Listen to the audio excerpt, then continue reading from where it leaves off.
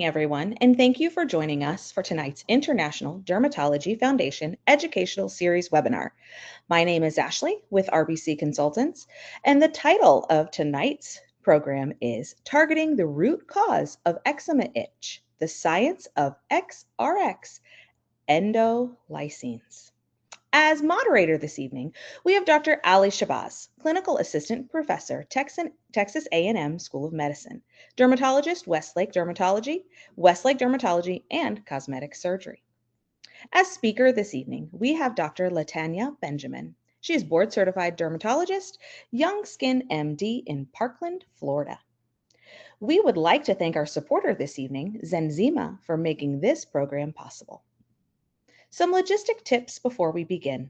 If you're having issues hearing the webinar, you can listen to the presentation using your telephone. Just select Settings and then Phone Call in the audio pane, and the dial-in information will be displayed. If you're having technical issues, please submit your questions in the question pane on the top right-hand side of your screen. At the end of the webinar, a survey will pop up in your browser, and it will also be emailed to you. We would greatly appreciate it if you could fill out this short survey. And within 1 to 2 days of the webinar, a certificate of attendance will be emailed to you. If you do have any questions regarding the program, you're welcome to submit them in the question pane at the top right-hand side of your screen. Tonight's program will not end with a live Q&A, but we will be sending those questions over to our supporter so that they could be answered for you. Now, without further ado, I would like to pass the floor virtually to Dr. Shabazz. Thank you, Ashley. Good evening, everyone. It's my pleasure to be the moderator for tonight's webinar.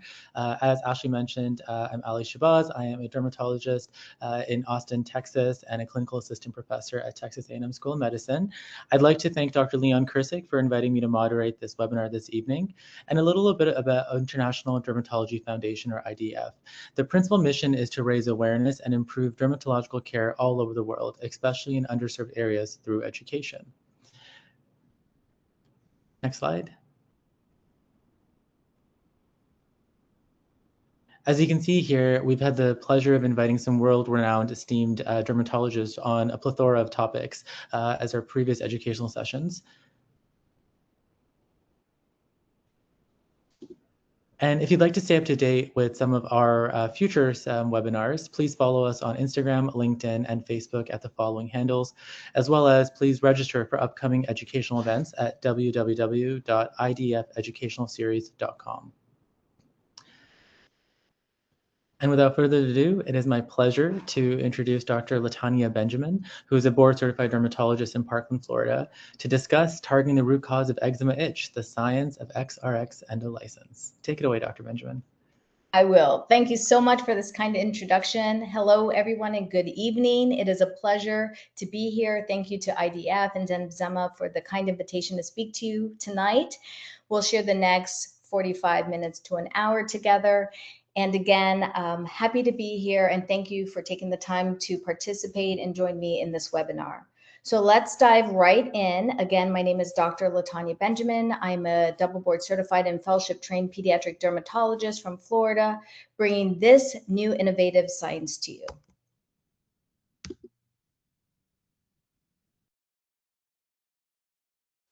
All right, ZenZema basically is, pardon me, let's get control of this. Okay, basically. I'm excited to bring to you the first in class new endolysin therapy in a topical spray for the management of itch in atopic dermatitis. We're going to dive into the root cause and first discuss the function of our skin microbiome, which is comprised of over 500 bacterial species on our skin alone. As dermatologists, we're primarily concerned about Staphylococcal, Cutibacterium, Corynebacterium, and Malassezia species, in addition to viruses, most of which are commensal skin bacteria that is beneficial on our skin for numerous reasons, including suppression growth of pathogenic species. It limits our skin inflammation and, of note, enhances our skin's innate immune defense.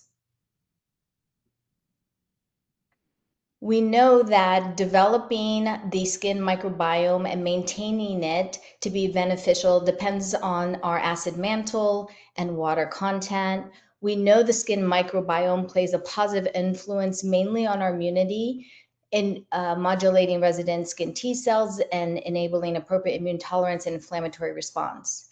On the right, compared to normal skin, when you see damaged skin, where there's loss of water content and moisture, a breach in the barrier causing defects and allowance of penetrance of allergens that ultimately will affect our cutaneous immunity with inflammation. And typically when we think of inflammation, we naturally assume what follows inflammation, itch. But what we're going to discuss now is other influencers of itch, not just inflammation as a large category.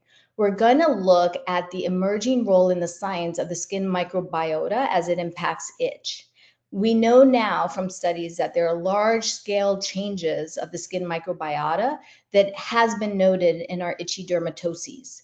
So for example, what's depicted here, you see across the board sweepingly from Staph aureus to C. acnes to Candida albicans to Corneobacterium to gram-negative bacteria, a lot of modulating neuroimmune signaling axes that affect our itch receptors.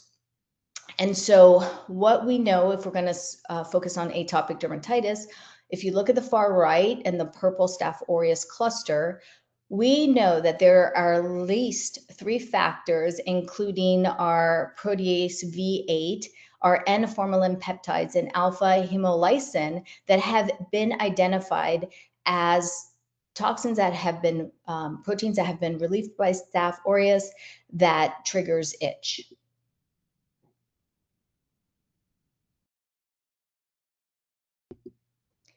Now, looking at Staph aureus specifically in the center, I'm going to go back, I'm not sure why that jumped. Looking specifically at Staph aureus as a pathogen in the center of the slide,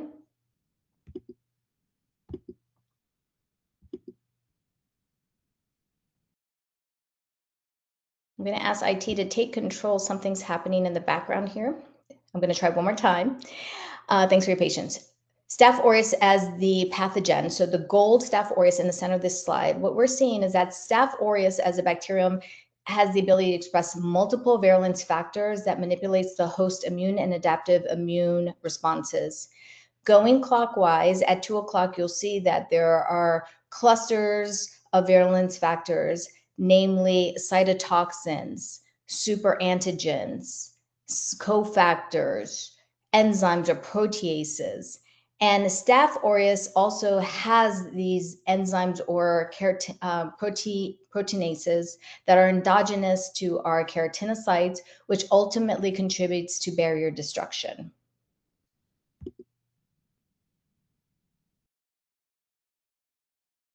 And in atopic dermatitis, we know that up to 90% of our patients show Staph aureus colonization on lesional skin at all times. So now, not only are we seeing Staph aureus having direct potential impact on barrier damage and inflammation, but also in the direct effect on inducing itch. And because atopic dermatitis is so key on the colonization of the skin, it leads us to discuss the importance of bacterial diversity in eczematous lesions. Let me orient you here to this graph. This graph is looking at the increase or decrease in bacterial community diversity in relation to disease severity.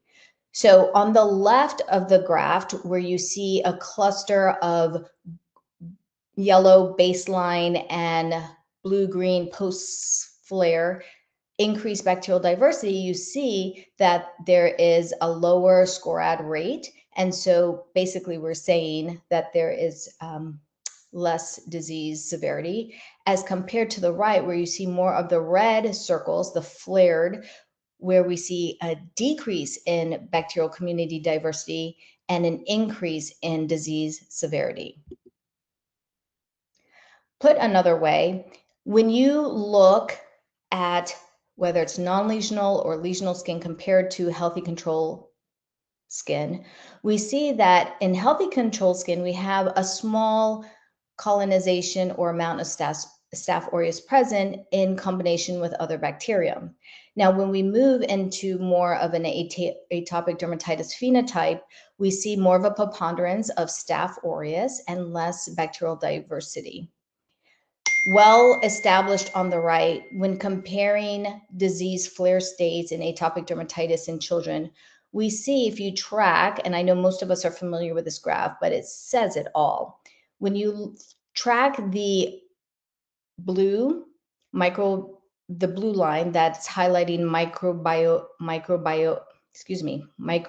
diversity, you see at baseline there's high concentration of microbial diversity, and this starts to drop precipitously as you're going to enter a flaring state. So pre-flare, we start seeing the diversity become less diverse and more less so with flares, and then it returns post-flare to a more diverse state.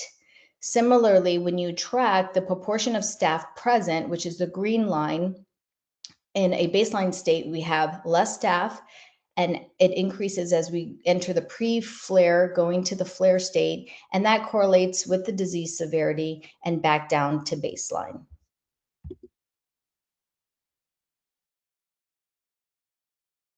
Now here I want to first thank Peter Leo for allowing us to use the adaptation of his slide that he's developed, where here we finally see Staph aureus as in the center, playing the key role that affects atopic dermatitis.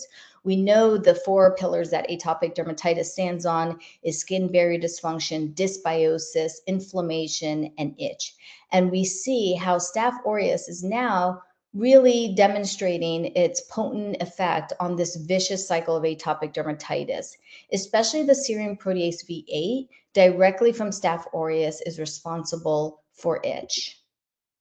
And when we look at itch, we are seeing that it is activated on our neurons that drive the itch by cleaving PAR1 on our human sensory neurons. And so what we're seeing in human atopic dermatitis skin lesions, an upregulation of V8 that again cleaves up PAR1 and then is responsible for evoking spontaneous itch.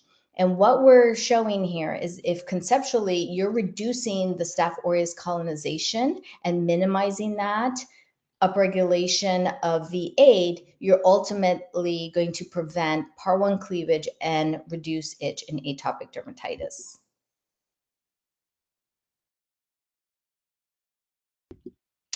Now, Staph aureus is the primary driver in atopic dermatitis flaring. However, I'm going to take a moment to mention Staph epi. Staph epidermidis is, as you know, what we consider a good bacteria. So on a healthy host and healthy skin, we have lower amounts of Staph aureus present on our commensal, as a commensal bacteria on our skin. But what we have found is that in some patients with atopic dermatitis, there is that overrepresentation or overabundance of Staph epi. And then that in turn leads to it behaving similarly to Staph aureus, because what happens is the extra Staph epi then produces overexpression of another protease, cysteine protease, that ultimately then evokes breakdown of the barrier. So moving on to this proprietary formula and the science behind Ecz-Rx, we're going to talk about endolysins. And I'm going to take a moment to bring you back to medical school if you haven't reviewed this by that in a minute. But this is a bacteriophage or a phage technology. And looking at the lytic cycle, when a bacteriophage or a virus notices a bacteria it would like to destroy, it recognizes its own unique bacteria, and then it basically attaches and docks onto the bacteria cell receptor. And ultimately, it will inject its own genetic material that will propagate and basically function as a factory and make more and more of these phages. The phages in turn will then produce an enzyme, specifically endolysins, that will build up and degrade and lyse the bacterial cell wall and possibly release more phages. And in such way, it will destroy the bacteria of interest. So in nature, endolysins are these bacteriophage-encoded peptidoglycan hydrolases that selectively destroy the host bacterium. It degrades the cell wall at the end of this lytic cycle we just reviewed. Now, the benefits of this endolysin behavior in nature is that it spares unwanted targets. There is minimal to low expectations that resistance will develop. And really what we're seeing is that it really doesn't affect neighboring cells. So in effect, it's staying in its own lane. And this will allow us to really develop a designer endolysins, which is this proprietary molecule that we see in Ecz-Rx that offers multiple mechanisms of actions to benefit the healing of atopic dermatitis. It's designed specifically to address the dysbiosis of the microbiome that we see in eczema. And interestingly, it's capable of crossing from the outer membrane of the target pathogen from the outside in. So it's not something that necessarily has to work intracellularly. And so the best way to show this, sorry, I'm having a hard time controlling these slides here. They're jumping ahead. There we go. If you could visualize this, you're literally taking the Ecz-Rx as a spray, and as soon as it sees the unwanted staph or the bacteria cell, it pops or lyses it on contact.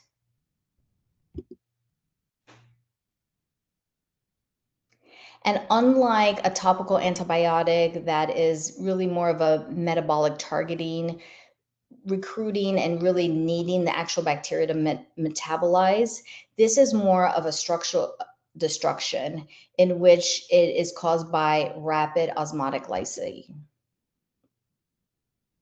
This chart is beautiful. I think it's my favorite chart in the entire program. So let's go through it and really look at the designer proprietary endolysin Ecz-Rx and how it compares to other potential therapeutics that we currently use topical, such as hydrochloric acid, other bacteriophage technology, and antibiotics. So when we look at Ecz-Rx, we know that its selectivity is high to Staph aureus, unlike, for example, a general topical antibiotic. We also see the benefit that it actually preserves the microbiota that we want. So it is very specific and will support the surrounding environment, unlike, for example, an antibiotic or a hydrochloric acid that's indiscriminate. There is almost no chance of the development of resistance, unlike an antibiotic. And further testing of this proprietary endolysin shows that it really is thermal and formulated stable, and it has a preservative system that ultimately leads to it being suitable and sustainable on the shelves for long-term use. And so this is something that can make it an over-the-counter therapy. Furthermore, it's been clinically validated in the management of eczema through a double-blinded placebo-controlled study, unlike, for example, hydrochloric acid that in a phase 2 clinical trial failed to show any difference versus placebo in the EASI score improvements.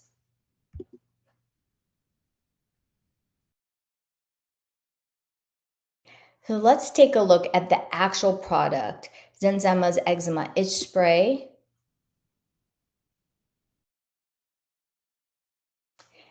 So ZenZema's key ingredients is colloidal oatmeal, along with the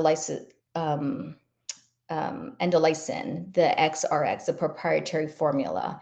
And this provides rapid itch relief resulting from eczema flares. It restores healthy skin microbiome. It improves the skin barrier. And also, this product has no problem with layering. So you can use it with other therapies that are used to manage the skin condition. Furthermore, as far as a user experience, we see that in clinical studies, over 90% of users noticed visibly healthier skin. 83% experienced a reduction in itch, and an overwhelming 89% actually reported itch relief within the first 12 hours. Pretty remarkable. Furthermore, this eczema itch spray is proven safe for children as young as 3 months of age and adults. It can be used for those with extremely sensitive skin. There is no steroid and it's paraben free. It's free of fragrances and sulfates. It's easily added to any skin regimen as it's easy to use, and it's intended to be used twice daily for proven relief of itch. Now, the studies that looked at both adults and children found that this spray was safe. In the human repeat patch testing, they demonstrated 0% irritation, even in those with sensitive skin types. This carries the National Eczema Approval Seal of Acceptance, and it's certified microbiome friendly.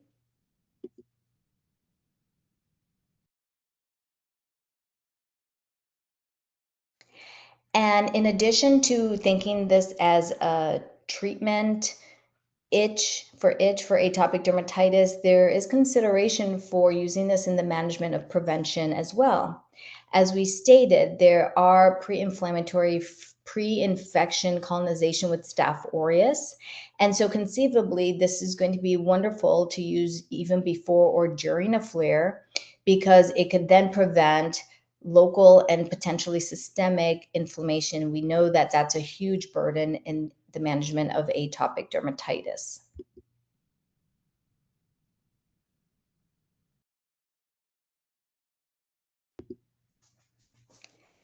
So let's take a look at our ideal patient with atopic dermatitis. And as you know, this is a disease that usually starts in early childhood. So having an over-the-counter spray that can be used as young as 3 months of age and up on all Fitzpatrick's type, I would consider this a potential first-line therapy for mild to moderate atopic dermatitis flares. Again, it can be used in combination with other products and treatments, so you can continue your moisturization, you continue your topical management.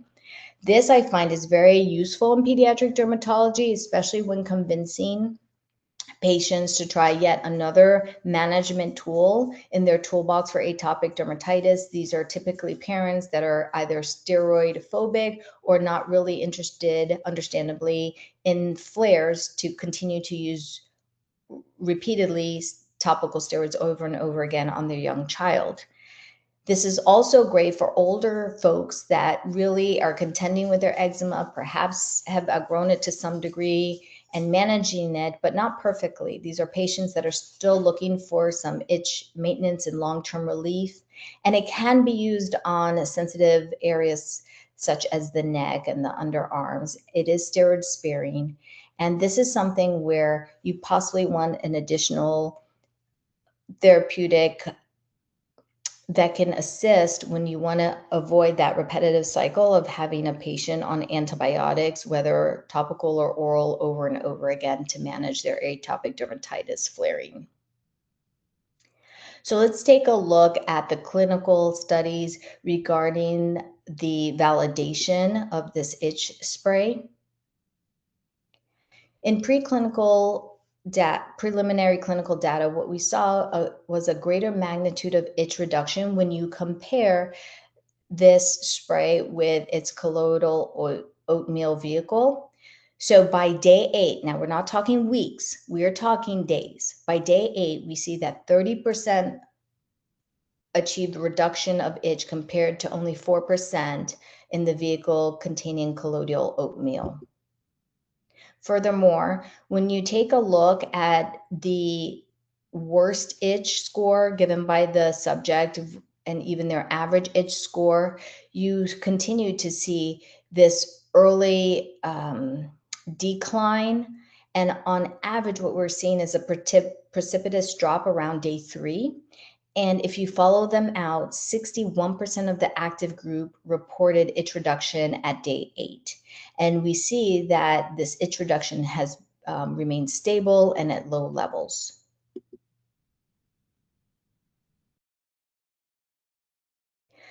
In regards to positive patient perception, in addition to itchiness, patients also reported improvement in skin redness, improvement in sleep quality, which we know that's a huge burden, especially in the pediatric population, and reported visibly healthier skin. And that's pretty impressive from a topical spray. When subjects were asked specifically how long after application of the product was your skin less itchy, 89% of study participants reported experiencing itch relief within the first 12 hours of product application. And close to 70% of subject participants report experiencing itch relief within just the first 4 hours of product application. Let's take a look at some clinical results. We see this 51-year-old male that presented at day 0 with significant hand dermatitis. He had significant pruritus, dry and flaky skin, and redness. You can see the excoriation on his thenar eminence. So you can imagine the degree of itch that caused the open sores. And within days, you can see visible reduction in erythema and flakiness. And the most impressive thing for me here is that the subject reported improvement in overall comfort. And I think comfort is really important in atopic dermatitis, especially in hand dermatosis, which is very hard to control. You can imagine the social impact, his occupation, whether he is a mechanic or a chef, it really is life-altering. When we take a look at this 57-year-old female patient, I really want you to zoom in on the palm on day 0 on the left. If you've ever had your palm itch, it's really one of those where you really can't get deep enough through the thickness of the palm to that intractable itch. And so you can imagine the amount of days, weeks, months that this patient, the hundreds or thousands of times this patient has been scratching or rubbing the palm of their hand to develop this degree of lichenification. This patient also reported touch sensitivity, had thick and leathery skin, and you can see just within a short period of time, by day 10, the patient reported immediate improvement in the skin condition in specific regards to the pain and the itch, with visible reduction of erythema within days.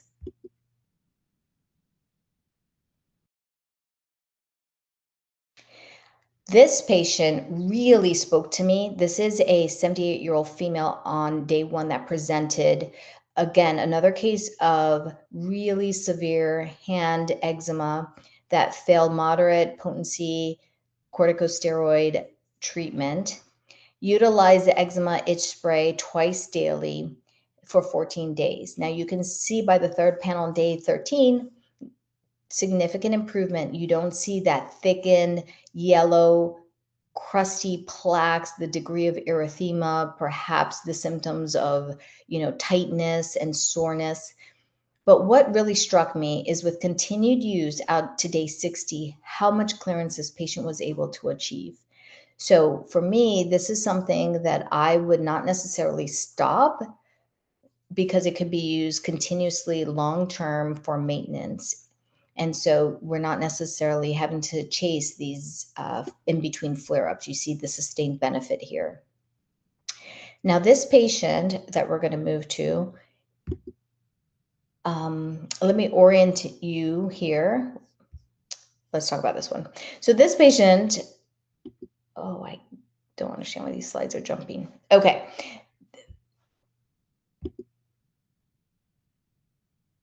Let me orient you to these patients here.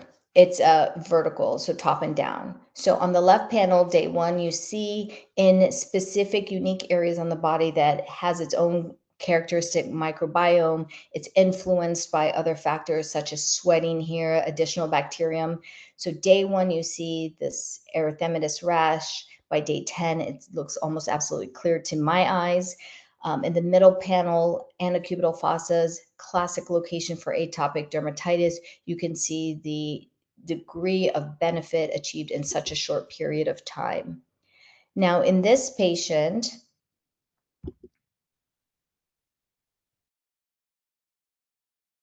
we can see sensitive areas.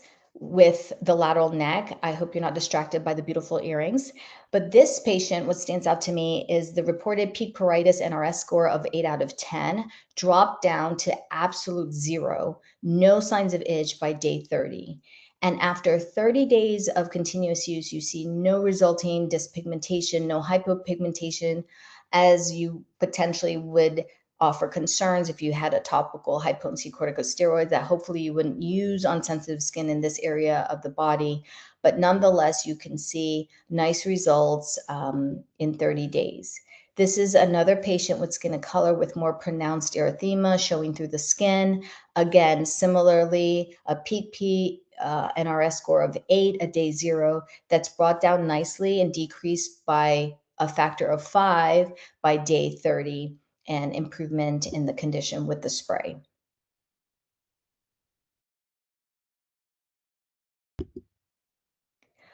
The question then lends itself to resistance. Can this Ecz-Rx technology, perhaps especially used monotherapy, trigger the Staph aureus to produce resistance? And what we're seeing is no. The Ecz-Rx does not trigger any significant changes when you look at the MIC. In contrast to gentamicin, if you look along the x-axis, which is the Ecz-Rx in blue, we're really seeing no signs of Staph aureus being triggered for resistance. Similarly, we see a 5-log reduction in bacterial count that represents effective killing close to 100% of the Staph aureus that was present in this bacterial activity assay. And so what we're seeing is that ZenZema really did a great job in their ability to identify an optimal protein and optimal concentration. In regards to microbiome rebalancing, here what we're showing is that there is it's selectively the spray targeting pathogenic overgrowth with Staph aureus as the primary target and some benefit with Staph epi as a secondary target while preserving the commensals.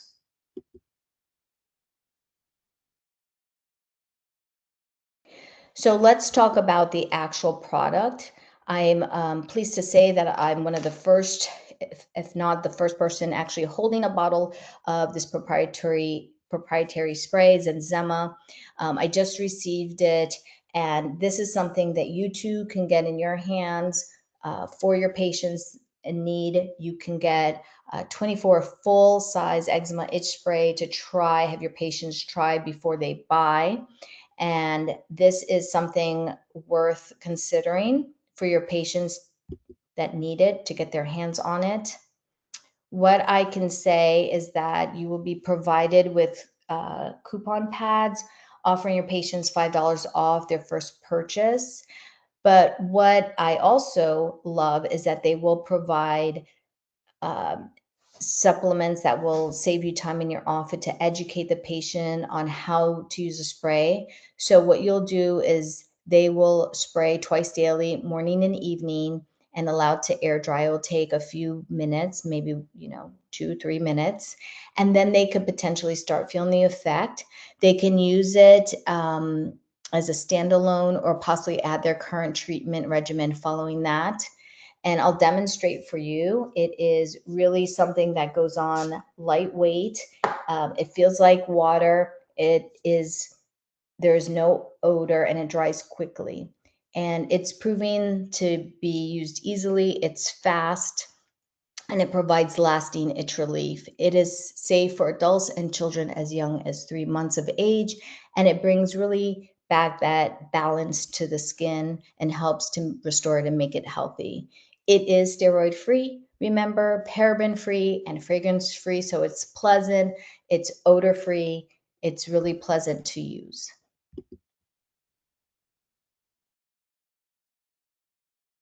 Here I'll leave up a QR code for you to scan, and this will allow you to receive full-size products in your office for your patients to try.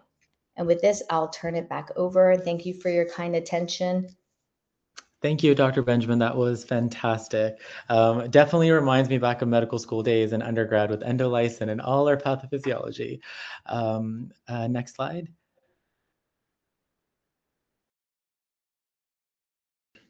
So with that, I'd like to say thank you to ZenZema for sponsoring this webinar, and Dr. Benjamin for doing a fantastic job teaching us about this wonderful new technology and product that's going to be helping our patients with eczema.